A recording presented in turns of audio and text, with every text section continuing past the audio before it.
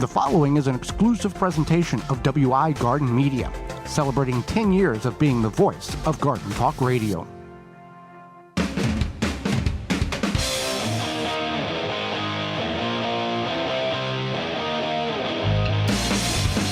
Coming up on the program today, we're going to be discussing the problems your plants may face this year in the garden, as well as canning safety. Our guest is author Rhonda Fleming Hayes will be with us, and we'll answer your garden questions. The hour is full, so join us.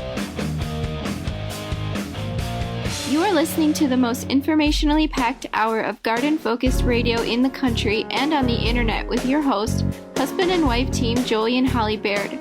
This is the Gardening with Joey and Holly radio show. And welcome to another edition of the Gardening with Joey and Holly radio show. Happy you've taken some time out of your day to join us for a little bit. I'm your host, Joey Baird. Beside me is my wife, co-host, best friend, and gardening partner, Holly Baird. This program is for you, about you, to help your garden grow better, to maintain your landscape, grow healthier trees, make your grass look greener, as well as preserving what you grow.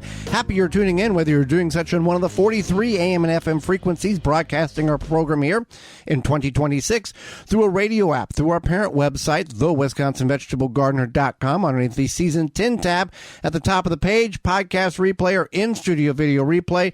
Thank you so much for choosing us. You want to be part of the program, you can certainly do that by sending us an email to gardentalkradio@gmail.com. That's gardentalkradio@gmail.com. Or you can send us give us a call toll free, coast to coast, at 1-800-927-SHOW. That's 1-800-927-7469. Before we get in the program, Holly, it's time for this week's joke of the week. All right, so what did the romaine say to the arugula after a long day? Is this a relationship situation? It's just like friends, maybe. Oh, okay. I don't know. A friend, okay. Yeah. Acquaintances. What? I have no idea. What did the romaine lettuce say to the arugula? Let us go home. Ah. I came up with that joke myself. Okay. Yeah. Maybe I've heard some variant, but that was something I wrote myself. All right, so this week's garden joke is brought to you by Rescue.com, American-made rescue products. Keep your family, home, and yard protected from pests such as wasps, hornets, yellow jackets, flies, ants, and more. Learn more at Rescue.com. That's RESCUE.com. So there's going to be a number of problems that your plants in your vegetable garden may experience this year. Now, we're not going to specifically target, here's how do you get rid of flea beetle or Japanese beetle or snails or slugs or anything like that. We're going to give you the general, here's your starting point, and you can do your research from there. So one thing in which your plants may experience or show to you is yellowing of their leaves. Now, this can be a result of several factors, including nutrient deficiency, overwatering, or even underwatering. These all give the sign of the plant turning yellow in some form or fashion. We're not talking about yellowing as in the lower leaves of your garlic start to die away, or your potato plants after 90 days begin to turn yellow, because that is the time of harvesting. We're talking about it's the pepper plants or the tomato plant is doing great and it's producing fruit, and all of a sudden you start seeing yellowing. This could be one of those signs of nutrient deficiency or overwatering, or it may lead into a different fungal issue as well. Right, and the nutrient deficiency typically is nitrogen. Right. Yeah. Wilting is another one. So this is caused by underwatering, overwatering, root rot, or extreme temperature fluctuations. So something to look for and to consider is something like an irrigation system will help keep the watering consistent. Dripworks.com has a good choice and selection. Also, with root rot, you may not notice this, and it may not be as prevalent in in-ground or raised bed, but in containers. This is where you're going to see a high probability of root rot. You can extract the plant out of that container. Let's say it may be in too small of a container, but you can remove it. And if the roots are gray, black, mushy, or smell like rot, that's a good indication you got root rot, and there's not a really good reversal of that. You let the plant dry out as best as possible, and there are some times where that plant will come back. But like for rosemary is very sensitive and vulnerable to root rot, and usually it's a death sentence on that. Right. So let's talk about leggy growth. Now, this might not be a thing that is happening to anybody right now because we're past seed starting times. but this is when the plants become tall and spindly with sparse foliage. It's often a sign of insufficient light. If you are still shopping for plants and you see leggy looking plants that have very tall and spindly and just have much foliage at the top and not throughout the plant, then don't buy those. Right. I do want to retouch on the root rot. You can fix it. I misspoke. You carefully remove the plant from the pot, and this is what I'm referring to. Most of them are in pots. In this instant, wash off the old soil, trim off the mushy, dark, rotting, slimy roots with sterilized scissors, and then repot the plant in a container with good proper drainage and good soil, and that can take that plant out of that root rot system, assuming that the roots are not all completely gone. Right. So then we talked about leggy leaf spot discoloration, fungal or bacterial infections, pests. Nutrient deficiencies can cause leaf spot or discoloration. A little bit of everything. Yeah, it can be a combination of everything. So you can identify the cause by examining the pattern and the color of the damage or of the present, or look for the presence of pests or fungal connect the dots of all growth. the. Yeah, so you kind of have to do a little look. It's the Big Dipper observation research in your own garden, and then go from there. I guess one discoloration that you might see is if you have like the dried leaves, and sometimes that can be from a chemical burn, and that's not necessarily even you. It could be your neighbors.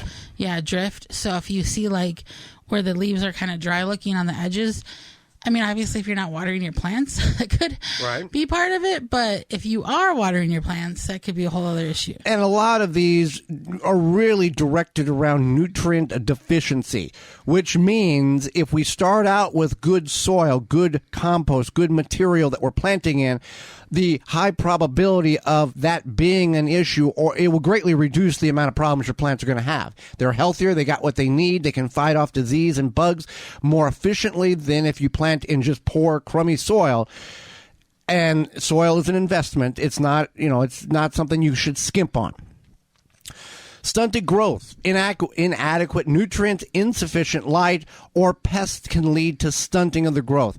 A lot of times when you're looking for pests, you can walk up to a plant and look at it visually and go, well, it doesn't look too bad. Get down and look under the leaves. That's where these insects, eggs, flies, aphids, that's where they're going to go. They're going to go underneath that leaf, and that's where they're going to start and then work their way around the plant. So just because the plant looks good from above, start looking underneath it and then take action that is required in order to remove or respond to that situation. Right. So then dropping leaves, these plants may drop leaves due to stress. Heavy. That was a heavy leaf. That was a very heavy leaf. You should be concerned about that. They may drop leaves. The leaves are falling. Due to stress from overwatering, underwatering, temperature fluctuations, or sudden changes in light levels. So again, a lot of these issues can be solved by, we're not going to, constantly tell you to get an irrigation system, but take the variables out. Right, take the variables out. And, I know here in Wisconsin where the home flagship station is where we live, and we've just had a varying spring where we're actually, I think, in a drought now. Yep. Very little to almost no precipitation in the last 30 days. So I'm glad we have an irrigation system. Right. Yeah, because of that reason. Back to the leaf drop. Imagine if we were in a society where, it's fall, we all have to wear our hard helmets because we could walk out and get hit in the head with leaves. I would not. That would not be a habit. Imagine walking through the woods. Boom, boom, boom. Anyway. That'd be kind of scary. I don't think people would walk through the woods as much. I don't think we would think it was a weird thing because that would be something we'd always been used to. That's true. Pest infestation. That's what we kind of referred to this, like aphids or spider mites or white flies can cause all kinds of problems. And due to what you have, the reaction to it varies or a reaction at all. If you have a few aphids or a few white flies or a few spider mites, it may not be a knee-jerk reaction. I got to take care of the problem right now. Otherwise, if you have a plant that you can't find the plant because of all of this, that's over and encapsulating the plant, then you need to do something. Right. But you have to have a balance. And we can't just eradicate and exterminate all the bugs in the garden, because that's not a good answer, because that's not a balanced ecosystem. So you want to approach each situation mindfully and not go, well, I've always been told or I've always heard I got to get rid of the problem, because that's not always the situation. You got to evaluate what you got before you can figure out what the best means to go about or not do anything at all. Right. So if you stay vigilant, you look for the problems before they become a huge problem, and you do what you can to be kind of more proactive than reactive, such as, making sure that if you're not starting your own seeds, that you're buying healthy looking starts, irrigation system. Maybe if you've had issues in the past, say you had issue with a certain kind of pest, you got rid of that pest. You don't keep, if you had issues such as a blight or some sort of disease, you don't keep those, like last fall, say, make sure you don't keep those diseased plants in your garden, things like that. So you can be proactive, and that will help you in the future. Hang out with us when we return. Canning safety. You're tuned into the Gardening with Joey and Holly radio show. Got a question for Joey and Holly? Send it via email anytime to gardentalkradio@gmail.com. MyRootmaker.com has the tools to start your plants off right and keep them growing through harvest. From their seed starting trays with an innovative design that air prunes the roots to their large variety of grow bags, 1 to 60 gallons. Get the harvest you've never seen before. Visit MyRootmaker.com and use coupon code RADIO26 to save 10% off your order at MyRootmaker.com. David J. Frank, Southeastern Wisconsin's leading landscape company, is a landscaper you need. Their award-winning services include everything from lawn care, landscape maintenance, design, construction, renovation, irrigation, sustainability, and more. Big or small, let the experts at David J. Frank handle the hard work for you. Find out more at davidjfrank.com. Now that the weather is starting to warm up, you will want to protect your garden from various beetles, weevils, borers, and include those Japanese beetles to that list. And what better way to prevent these pests from destroying your garden than by controlling them while they are larvae? Grub Gone is an easy-to-apply granule product that can spread on your turf successfully to control grub invaders. Developed by Phylum Bioproducts from a naturally occurring bacteria, Grub Gone is a non-chemical BT product that specifically targets only certain scarab pests, and it is safe to use around bees and other beneficial insects. If you already are having those beetles flying around your yard, then Beetle Gone is an organic water dispersible powder that can be sprayed directly on your edible plants. Find out more information out at BeetleGone.com. Get higher yields with durable green bed raised garden bed kits designed to be drainable, breathable, pest resistant, and long-lasting. DurableGreenBed.com. Abundance guaranteed. If you could double the life of your raised bed boxes by sealing the wood with a clear, non-toxic wood preservative, would you? Well, now you can with a clear, penetrating product called Internal Wood Stabilizer. It's 100% non-toxic and easy to apply. Seal your untreated wood surfaces, even chicken coops, by spraying on Internal Wood Stabilizer. It's invisible, seals the wood from the inside out, and never wears off. Recommended by organic gardening experts. Internal Wood Stabilizer. Check it out at TimberProCoatingsUSA.com. Imagine shelves full of your favorite fresh, delicious jams and jellies. And with Mrs. Wage's Home Gel Fruit Pectin, it's all homemade in your home. From apricot jelly with breakfast on a summer morning, to classic grape jam for the kids' lunches, to a strawberry glaze as a perfect finishing touch. Flavor is always better when you spread it around. Create something special with Mrs. Wage's. Soil Diva Liquid Microbe Stimulant Spray improves the health of your plants you work hard to grow, stimulates the natural enzymes, and increases beneficial soil bacteria. Go to soildiva.net. Use coupon code RADIO15 to get 15% off your order at soildiva.net. Make watering easy. DripWorks provides quality drip irrigation supplies and equipment to gardeners just like you for all your growing needs across the U.S. and Canada. Purchase online at dripworks.com. Wind River Chimes will always be the inspiring harmony. With a large selection and customization options, you will find the sound that soothes you. Visit windriverchimes.com to shop and find out more. Welcome back to the Garden with Joey and Holly radio show. Happy to have you along. Want more information about those coupon codes you've heard and will hear through the program? Our parent website, the WisconsinVegetableGardener.com, underneath the Money tab at the top of the page. We've worked hard to get those coupon codes from those companies to save you some money. You can also find all past shows at our parent website, the WisconsinVegetableGardener.com, underneath the Season 10 tab. Well, Holly, canning is a form of a science, and shortcuts should not be taken. Otherwise, it can be dangerous. So we're going to talk about some canning safety protocols. Right. So one thing I want to mention is that a lot of people have these instant cookers, Instant Pot, whatever variation you may have. You cannot, which is considered a pressure cooker, you cannot can in those electric instant cookers. You cannot can safely in those. So if you think, oh, it's an instant cooker, which means that it could become or it's a pressure cooker, which means that it become a pressure canner. That is not true. That is not safe. It will not get to the pressure that you need it to. So just keep that in mind. Also, oven canning.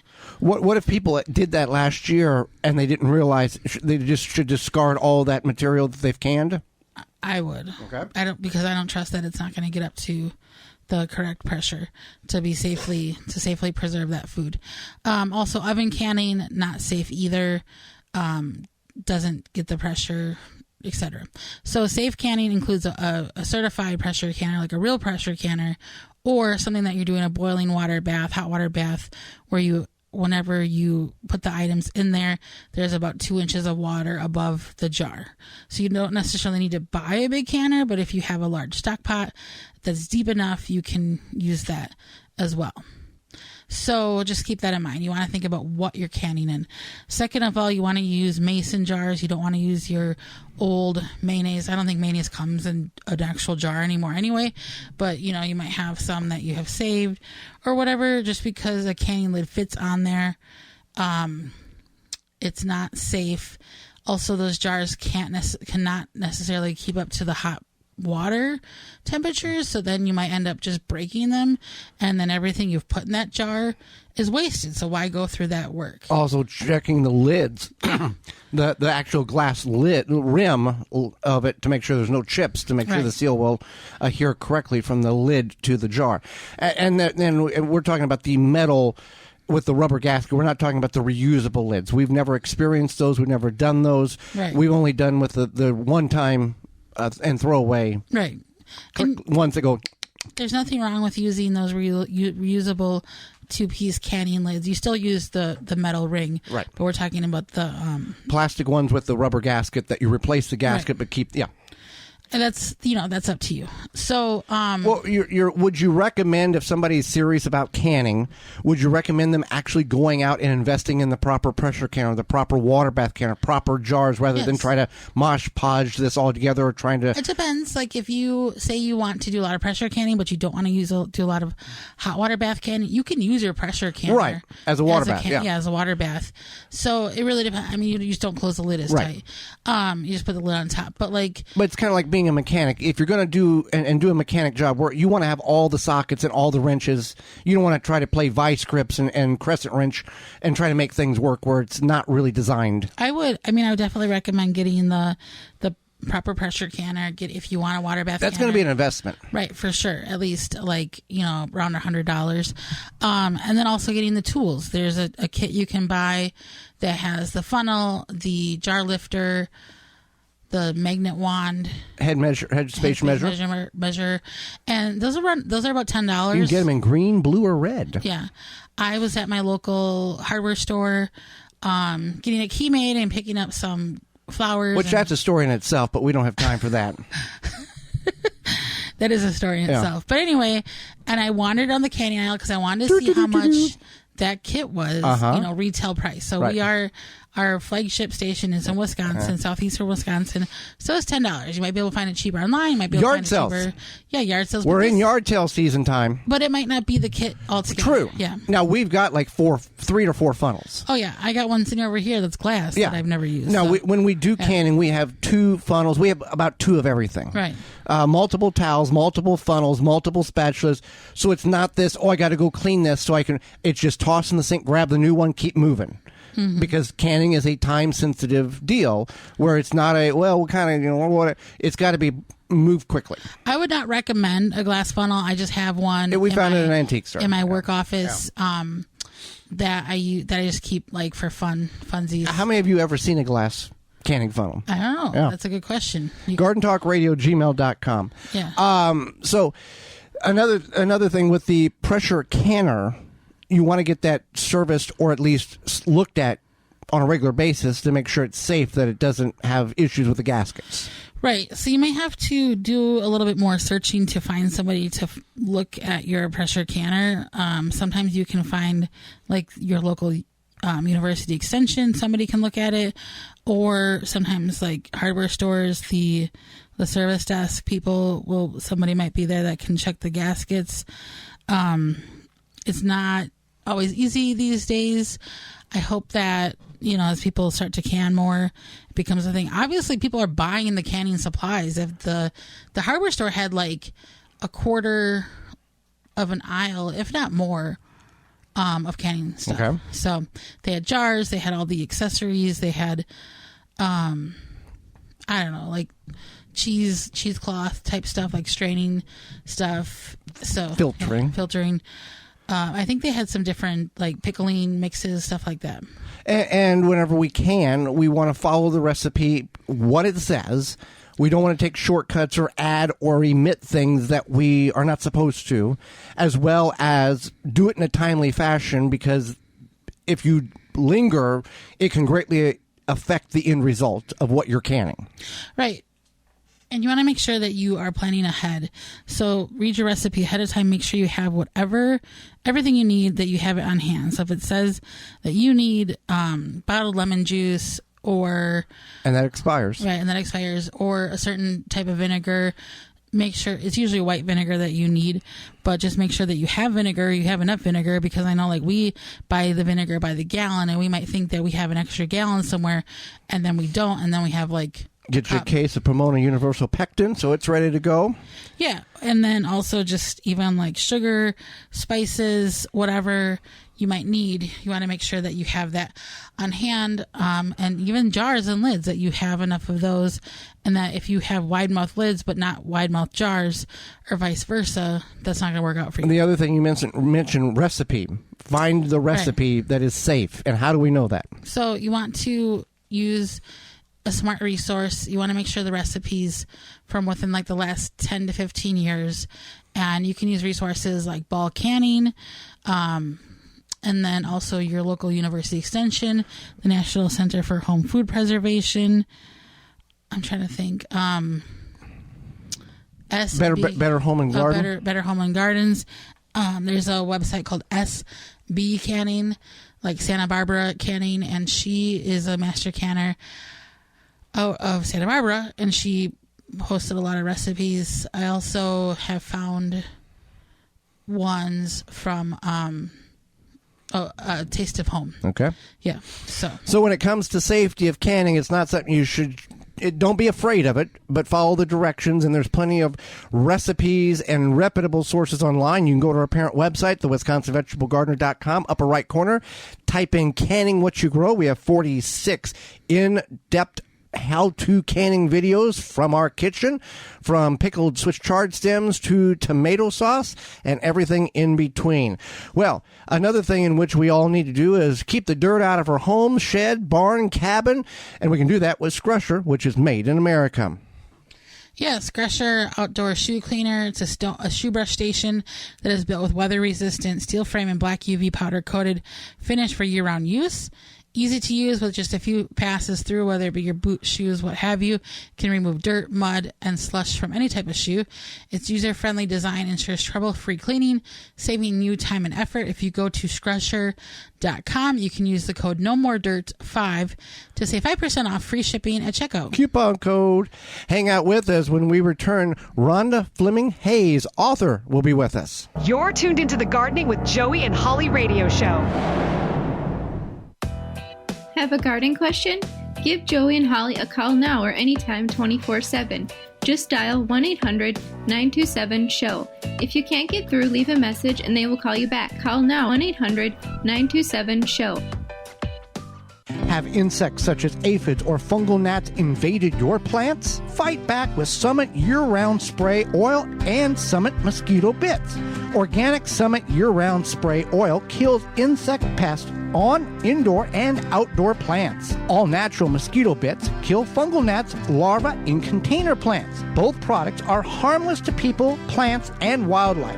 Summit Year-Round Spray Oil and Summit Mosquito Bit are available at garden centers, hardware stores, and at SummitResponsibleSolutions.com. Azure Standard is America's premier family-owned online store for organic foods and healthy products for your home and garden. They deliver directly to families and businesses through more than 3,500 drop points across all 50 states, making it easy to get everything you need in one simple pickup. As a natural health food distributor, Azure brings bulk and specialty items to communities nationwide. They offer more than 12,000 products that meet their clean ingredient standards, high quality, non-GMO, organic, and naturally sourced. You'll find everything from groceries, health and beauty items, and household essentials to nutritional supplements, animal care, hobby supplies, and even gardening products. Simply put, Azure Standard has something for just about every part of daily living. Visit AzureStandard.com and use promo code JoeyandHolly15 at checkout to get 15% off your first order of $100 or more when you open a new account and ship to the drop location of your choice. Visit AzureStandard.com. That's AZURE Standard.com. Garden like a pro in 3 easy steps and receive customized fertilizer recommendations for your garden or lawn. Soil Savvy helps you determine what nutrients your plants need to thrive. Never again over-apply nutrients they don't need. A patented process that makes you a smart gardener. To get your soil test kit, go to mysoilsavvy.com. Got milkweed? You already know it helps monarchs migrate, but did you know milkweed supports people too? If you've ever wished your body could bounce back faster, this is your sign. From backyard to bedside, people trust milkweed balm for soothing joints, tired muscles, and healthy, feel-good skin. Try it and feel the difference today. Find milkweed balm at milkweedbalm.com or on Amazon. Get in your garden with Diggs. From gardening gloves to accessories, storage, organization, and more, Diggs products combines form and function with a splash of fashion and are ideal for women who possess a passion for plants and enjoy harnessing the beauty of nature. Steeped in color and pattern, Diggs gloves are inspired by nature and are designed to protect your most valuable assets, your hands. Get your Diggs on at DiggsGardening.com, the Home Depot, Amazon, and search for it by name, DIGZ, DiggsGardening.com. Save your back. Easily and quickly remove trees and shrubs from your property with the Weed Wrench. Find it at weed-wrench.com. Made in the USA. Use coupon code JOEY to save $10 off your Weed Wrench at weed-wrench.com. Visit JankoGreenhouse.com to improve your garden today. Janko builds the strongest greenhouses on the market, large and small, guaranteed to meet or exceed your building codes, offering a lifetime warranty since 1948. Visit JankoGreenhouse.com. Goodbye biting bugs and plant invaders. No More Bugs by Naturally Green Products is your answer. No More Bugs is DEET-free and not sticky on your skin. USDA certified, No More Bugs has been a favorite by consumers across the country for over 14 years. More than a repellent, it is safe for you, your plants, pets, and home. Available online at nomorebugs.net, Amazon, Walmart.com, and the Home Shopping Network. This portion of the show is brought to you by Mrs. Wage's Canning Products. Want to make fruit jam at home? With Mrs. Wage's Home Gel Fruit Pectin, you can make healthy spreads right in your own kitchen. Create something special with Mrs. Wage's. Moments away, Rhonda Fleming Hayes will be with us, author. But first, before we get to her, we got to talk about our good friends at ScrubbySoap.com, keeping our hands clean, safe with all natural ingredients at ScrubbySoap.com. Scrubby is a natural soap with a scrubber inside that fills the entire size of the bar. And rather than using harsh synthetic chemicals, they use citrus oil. So it's a combination of the citrus oil and the scrubber that helps remove dirt, grease, oil, and paint easily, quickly, and no use of harsh chemicals. It's good for artists, painters, gardeners, mechanics, crafters, etc. Good for the kitchen, craft room, fishing, removes fish oil and odor from hands, easy to use. And if you go to scrubbysoap.com, use code SOAP at checkout, you can get 10% off your order. Welcome back to the Garden with Joey and Holly radio show. Happy to have you along. Want to find out more information about those coupon codes, just like you heard from Scrubby Soap? You can do that at our parent website, thewisconsinvegetablegardener.com. Underneath the Season 10 or the Money tab at the top of the page. Multiple companies offering coupon codes to help save you money. Well, Holly, let's go to the hotline and bring in our guest for this week. Rhonda Fleming Hayes is not only an author, but also an award-winning writer and photographer. She gardens in Minneapolis in an urban neighborhood surrounded by woods and water. The abundant plot is home to many bees, butterflies, birds, and beneficial insects. Welcome to the program. Hi, thanks for having me. Well, I appreciate you taking time out of your day, and I'm about to educate Holly and myself and all of our listeners. And we like to get a little background on our guest. How did you get into gardening? Was it something that you grew up with, or was it something you found later on in life that kind of guided you in the direction you currently are at? Well, like lots of people, I learned following my grandmother around her garden. She gardened where we lived in Southern California. And she grew roses and all kinds of fruit and flowers. And I just kind of absorbed it from her, I guess. So, I think she was doing things like foodscaping, even though she wouldn't have known that word. She was, mixing her ornamentals and her edibles together and using microclimates, another word she wouldn't have known. Right. She was just kind of a real, she gardened instinctively, and she tried to pass a lot of that on to me. We didn't have a lot of time together. She died when I was 9, but I took it all to heart. And then I started gardening on my own in college. Seeing what your grandmother grew, is there something, I know the climates are different, Minneapolis to California, is there something you saw her grow that you still cannot figure out how that woman made that thing grow? Well, I think her roses, she just had gorgeous roses, and I'm a so-so rose grower. I can remember all the ones she had. I remember the names of them, and they were just gorgeous. They really impressed me as a child. It's like whenever our grandparents cooked, there's something they did that we just can't get it to taste. There's some kind of love they put into it that we've never figured out.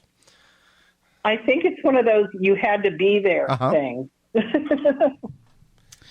All right. So what is something you learned recently that you can't believe you didn't know sooner, and you were just like, I probably should have learned this years ago? Well, I don't know if it has completely to do with gardening and writing about gardening, but it does apply in some ways. I'd say later in life, I learned that if you want something, whether it's a job or something like that, you should just ask, because the worst thing somebody can say is no, but usually people say yes. So kind of like with writing my books, I incorporate lots of other gardeners in my books. And if I didn't ask them, they wouldn't be in there. Well, and we've talked about that on the program, talking about, garden tools you may need. Just ask somebody that you go to church with, you're a friend with, you're a neighbor. People's got stuff they want to get rid of, and all you got to do is ask, because they're like, oh, yeah, you want that too? Well, we'll take that as well. Yeah. Anytime. Just ask. All right, that's very helpful advice, and I totally agree. Reduce, reuse, recycle. And you never know. You never know what people are. You never know what people are willing to do or want to help you out or whatever. As much as we see on the news, there's a majority of us in society that are really good people. They just emphasizes the bad people we see on TV. Oh yeah, I think people want to help each other. Yeah, and gardeners are the best at that. Oh, absolutely. So let's switch gears here and talk about your new book, Garden for Life, Strategies for Easier, Greener, and More Joyful Gardening as We Age. If you could tell us and our listeners kind of what your book's about and what would encourage them to pick up a copy and look into it. Well, the way the book came about was, as a garden writer, I meet so many inspiring gardeners, and they're beautiful gardens. And, in the book, I have people that are in their 60s, 70s, 80s. One lady just turned 90, and they have beautiful gardens. And it's almost, like they found the fountain of youth, but it's actually the garden. And so part of the book is that I want to encourage people to continue to reap the benefits of gardening, to not give it up because of an ache or pain, because it's just so good for you. It's been described as like a full mind-body workout. But at the same time as, I'm talking to these gardeners, I also kind of hearing amongst my gardening circle and on the socials, people saying that they've built this beautiful garden and now as they grow older, they can't take care of it the same way and they're starting to feel guilty about it or overwhelmed or sad. And so I thought, there's a book there. So I wanted to address like the challenges and the joys of gardening as you grow older and, give people ideas, inspiration for that. Well, what are some tips that you can offer, maybe that's in the book or you've learned yourself about gardening as you age in the garden so it's smarter, not harder, and maybe safer as well? I encourage people to evaluate their gardens, especially their pathways and their walking surfaces to make sure there are no trip hazards, because as you grow older, no matter how fit we are, you guys are young, but I've noticed it more and more recently. My balance is not as great as it used to be, and so just tripping one time and having a bad fall that can take you out for an entire gardening season, and you definitely don't want that. So make sure that all your garden infrastructure is safe.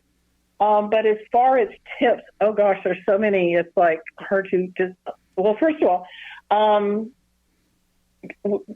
guess the way I'd say it is raise it all up. Start as you're growing older, start switching to more raised beds, more large, lightweight containers. All of that brings, the experience of gardening up close and personal. You can see things better and smell things better, but it's so easy to work when it's up above the ground and you're not crawling around on your hands and knees anymore. And I think with vegetable gardening, I say grow up, go vertical anytime you can. If you go outside here and you look at my kitchen garden, it's trellises, it's teepees, it's, all kinds of vertical structures so that I don't have to bend over to harvest or weed or anything like that. Yeah. So those are some tips.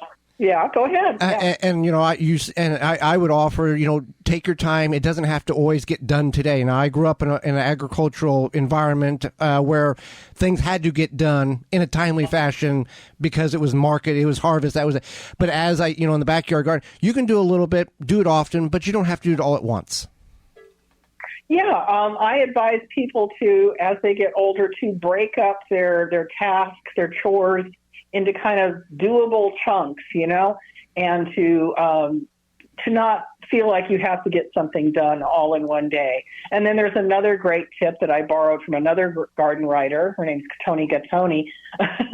She has something she calls the 20-20-20 rule or the 30-30-30 rule. Oh gosh, I can't remember now. But the whole gist of that is that you do one thing for so many minutes and then you switch your tasks. And that way you're not overburdening any one part of your body, because your body is the most important part of gardening. So you're not, and it's the same thing with tools. You want to make sure that, you're using tools that are ergonomic, that fit you, your individual shape and size, so that you're not straining any of your muscles. Like with trowels, you want something that puts your hand in a neutral position so that you avoid wrist strain or repetitive injuries. And with that multiple 20-20-20-30, we've had it on the show, and I know what you're talking about. It also is a rest on the mind, like you're like, got to get this bed done. Oh, I'm going to take a break from this. I'll go do some pruning over here because that'll relax me a little bit, and then I can come back to this. I try to follow my own rules out there. I've been out of town promoting the book. And so I came back in my kitchen garden. It's like, it's June 1st. And so I'm out there and I'm trying to resist the urge to try to do everything to get it finished for the season. But that's our human mindset. We got to get it done, and it's got to get done yesterday. Because we're supposed to, people talk about working in the yard. We've got to change that to playing in the yard. I absolutely agree. You have to make it fun and enjoyable and not a job. And not a job. And also, slow down. I think a lot of us especially a lot of us younger people, we're so used to speeding through everything. Gotta get it done. And it's like, be present where you are. You're growing. Enjoy the moment and not look back on it. Yeah. Yes, exactly. Especially us. That's a lot of what I've kind of tried to weave through the entire book. Take time to enjoy your garden. Just sit there and be and look at what you've done instead of thinking, oh, there's a weed over there. Just stay in the moment. Very, very helpful and always a good reminder. So what are some of your ways to get pollinators into the garden and invite them in so that they stay there and are comfortable there and help pollinate your plants? Oh, okay. You know what? I'm remembering 10 years ago when I wrote my pollinator book, I talked with you guys on your show. Do you remember that? Yes. Yep. A long time ago. I'm sure you don't remember everybody. But, the easy answer is to say use more native plants. But I think that unless you're a really skilled gardener, it's hard to keep a sequence of things with native plants, to keep a sequence of enough plants blooming to accommodate pollinators during the entire growing season. So I always advise, especially to beginning gardeners or, any age gardener, to use lots of really simple, easy annuals to bridge that gap so that there's always something there for pollinators to forage on. There's things like, just simple flowers that are so much fun and they're so colorful, like, zinnias and sunflowers, salvia, things like that. Just easy flowers, but, if you keep them blooming all summer long, I talk about how, you need to be hospitable to pollinators. And it's like, if the fridge is only open for 2 weeks, that doesn't work.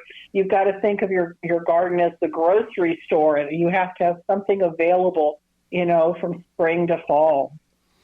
Absolutely. Well, Rhonda, we greatly appreciate the time, the information you've shared with Holly and myself, educating all of us to be better gardeners. How can people find more out about you? How can they get a hold of your book? Where do we go? Oh, well, thank you. This has been fun. You can find me on Instagram under Rhonda Fleming Hayes. You can find my Substack where I write about what's going on in the garden and different events. That's the Garden Buzz, as in the bees. And then I'm also on Blue Sky. I don't know if a lot of people are on there yet, but it has a really active and engaged gardening section. And I'm also there as the Garden Buzz at Blue Sky. So that's a great place to look for. All righty. Well, and my books in all the stores. Absolutely. Well, Rhonda, thank you so much for your time and your information. We greatly appreciate very much on our end, and all of our listeners do as well. Okay, well, thank you. Absolutely. And when we return, it's going to be your garden questions and our garden answers. You're tuned into the Gardening with Joey and Holly radio show. Got a question for Joey and Holly? Send it via email anytime to gardentalkradio@gmail.com. Now that the weather is starting to warm up, you will want to protect your garden from various beetles, weevils, borers, and include those Japanese beetles to that list. And what better way to prevent these pests from destroying your garden than by controlling them while they are larvae? Grub Gone is an easy-to-apply granule product that can spread on your turf successfully to control grub invaders. Developed by Phylum Bioproducts from a naturally occurring bacteria, Grub Gone is a non-chemical BT product that specifically targets only certain scarab pests, and it is safe to use around bees and other beneficial insects. If you already are having those beetles flying around your yard, then Beetle Gone is an organic water dispersible powder that can be sprayed directly on your edible plants. Find out more information out at BeetleGone.com. Jung Seed Company is a family-owned and operated gardening company since 1907 with the largest selection of seeds and plants online. Use coupon code 15TG26 to save 15% off your order at jungseed.com. That's JUNGSEED.com. Pomona's Universal Pectin is a high-quality pectin that gels reliably with low amounts of any sweetener. If you're trying to reduce the amount of sugar in your diet, you'll love Pomona's Universal Pectin. Now you can make healthy homemade jams and jellies sweetened to your taste. You can use sugar or honey to sweeten. Pomona's Universal Pectin keeps indefinitely when stored in an airtight container. Easy to use, versatile, and comes with directions and recipes in every box. Find out more and where to buy at PpomonaPectin.com.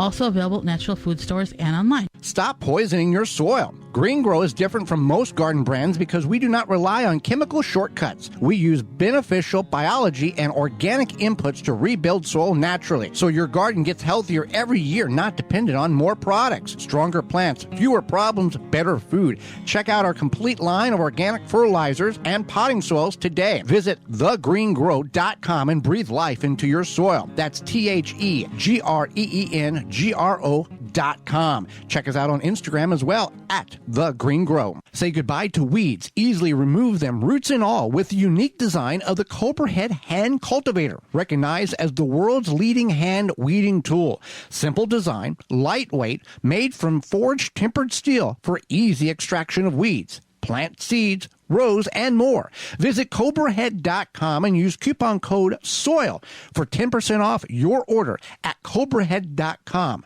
Coupon code valid 1 per customer.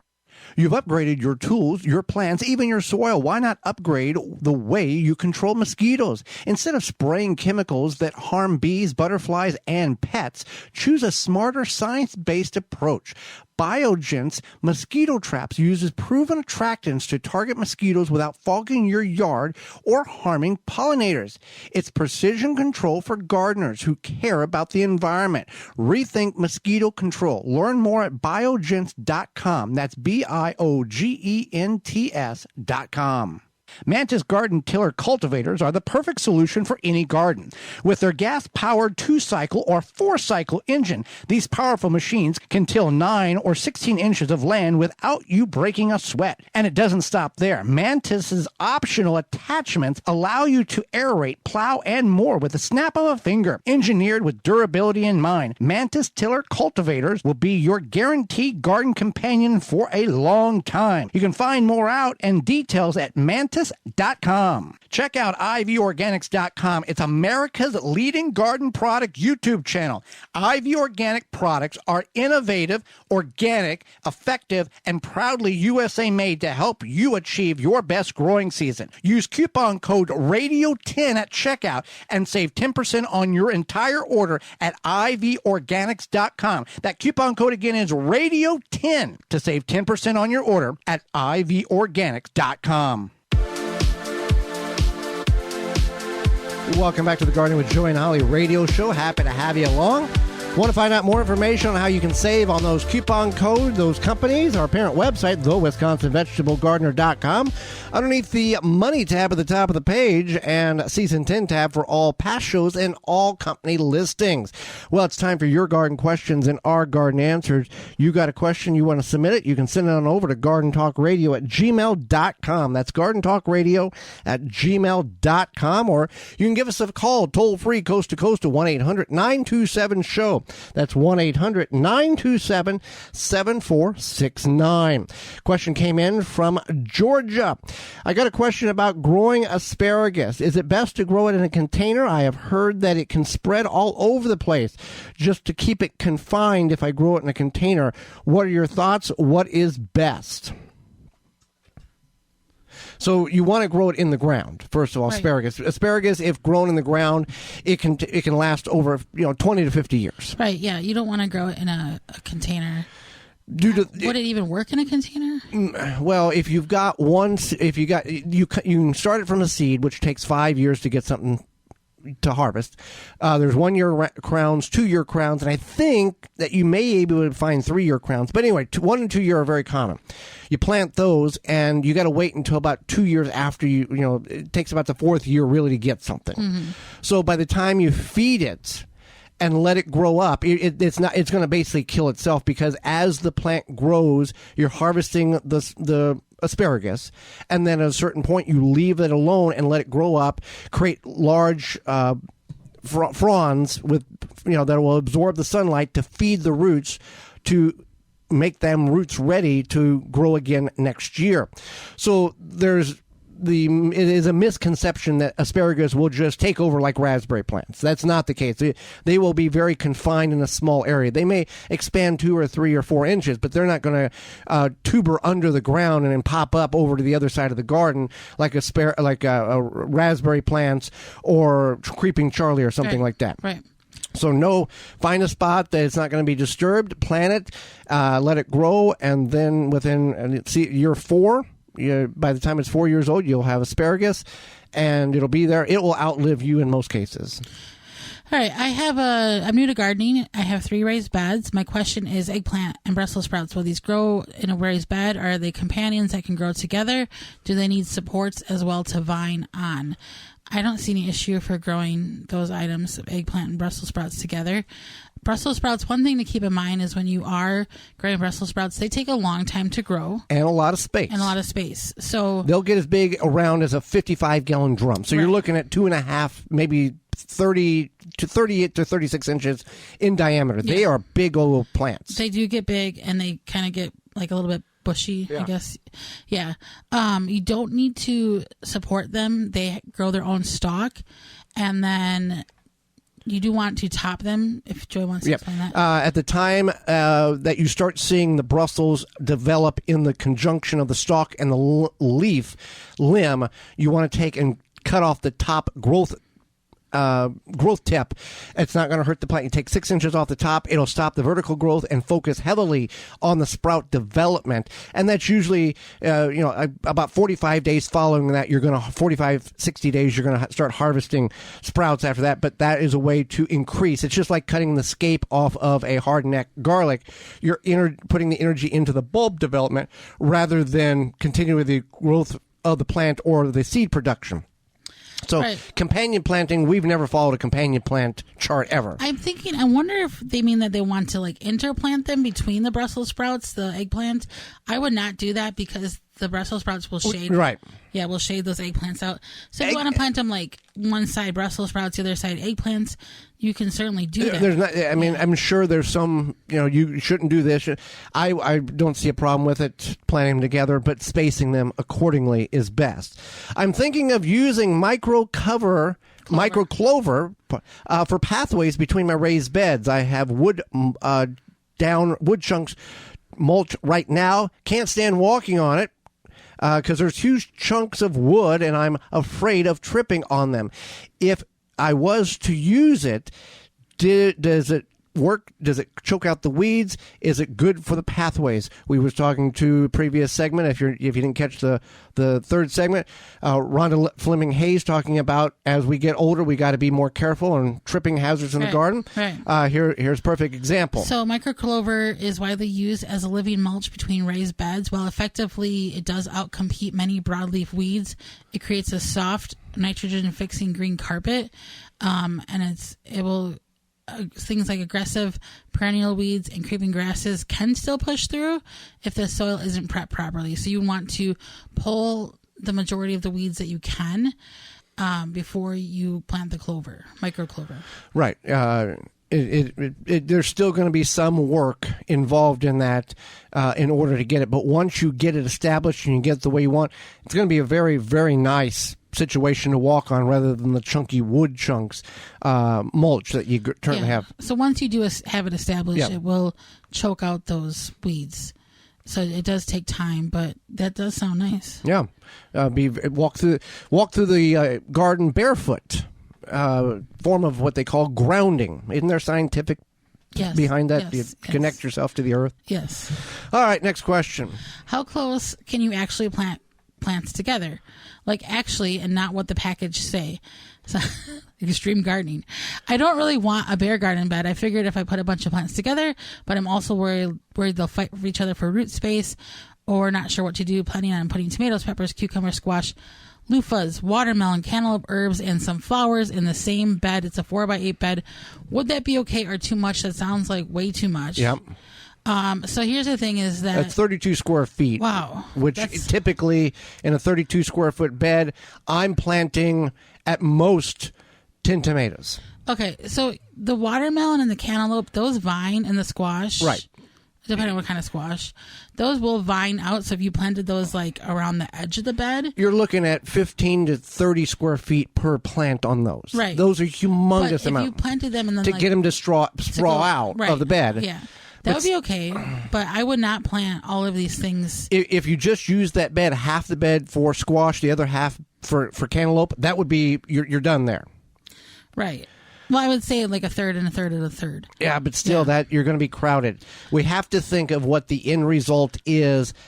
Imagine at harvest time. Yes, you want your bed to be filled, but again, you don't want it to be choking out where all the plants have competed with one another, and your harvest is like a fraction of what it should be. I would put the herbs, if I could, in a container or something like that, grow bag, whatever. And then flowers, I would do the same. Tomatoes and peppers, half the bed. Cucumbers on a trellis, the other half of the bed. Forget the watermelon, the loofahs, and the cantaloupe. Buy those at the farmer's market. Put like you said, the herbs in a container, and put some flowers in a container or around the perimeter of the bed, and call it good. You don't want. I mean, yes, you want to follow some of what the packages say. You can plant things a little bit closer together, but you can't just jam them in there. And you might think, oh, there's if close is good, closer is better. And it's not even. I mean, it is about the roots, but also. We got to photosynthesize. The sun's got to hit the stuff. You don't want to block the water's got to get down in there. Right. And then also pests will have more of a chance to jump from plant to plant if you get some sort of pest, and that's not good. And you're not giving them a chance to bloom and grow and do their thing. Okay. Next question. New to gardening this year. I'm afraid I have over or underwatered. I have 2 tomato plants that are curled up, but I've watered them all the same. I've added extra drainage in the holes. Apparently it's in a container. And at the bottom, will it fix itself over time? So the tomato plants are seeing curling issues because of the concern of over-watering or under-watering them. Yeah, so a lot of times the curling could be heat. It depends on the plant. With the tomatoes, at the curling, there could be a fungal issue, there could be a bacteria issue, there could be a lot of issues with tomato leaf curl. Yeah. Also, there's a note here. The curling could be the heat. I think for me, it's the heat and wind in the evenings that is stressing on my San Marzanos. They get all day sun. The tomatoes across of it, which does not get morning sun, is the side of the house, is not curling. So it does sound like maybe underwatering if some of the tomatoes don't get the curling, but some do. Maybe they're getting stressed out. I know tomato yellow leaf curl is a virus and is a DNA virus from issues there. So some plants could be affected by a disease and the others couldn't. So there's a lot to unpack there. And with these question and answers, we only have a small amount of time. We could take one of these questions. We don't always know the whole situation. Right. And we could take one of these questions and elaborate for 45 minutes on it. But most of you don't want to hear a 45-minute answer on a tomato question. So we give you a synopsis of what we feel based on the information that you've provided for us. And then you take that information and continue the research to see what best works for that now that you have a direction to go. I would definitely look into tomato leaf curl and see if that's something that is, if it looks the same as what's going on with your curling leaves. Otherwise, if you want to invest in an irrigation system, make sure you are having consistent water. If it's in a container, it could be the soil too. Oh yeah, it could be the soil. Remember killer compost. Right. That can be an issue because the killer compost, the broadleaf herbicide, is that what that? Yeah, it affects your broadleaf plants, your tomatoes, your eggplants, your potatoes, all of that, and causes a curling effect to the leaves because it is so persistent. The farmer sprayed on the grasses to kill everything but the grasses.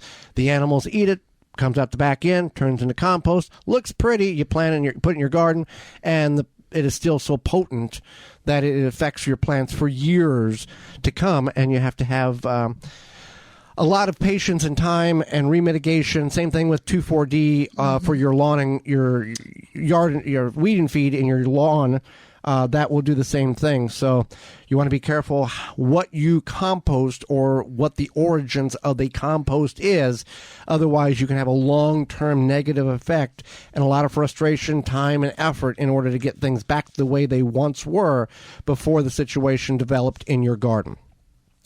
So with that being said, we are out of time, and we thank you for yours. Miss any portion of the program today, would like to revisit it, our parent website, thewisconsinvegetablegardener.com. You can also find past shows there, segments of shows, as well as in-garden videos and questions and answers. Tune into the program next week where we'll be discussing some summer tomato maintenance for a better crop, as well as, yes, you can still plant at least these 4 crops right now, no matter where you're at in the country for a harvest this year. Our guest is author Crystal Schmidt will be with us, and we'll answer your garden questions. So until next week for Holly Baird, I'm Joy Baird, and we will see you in the garden.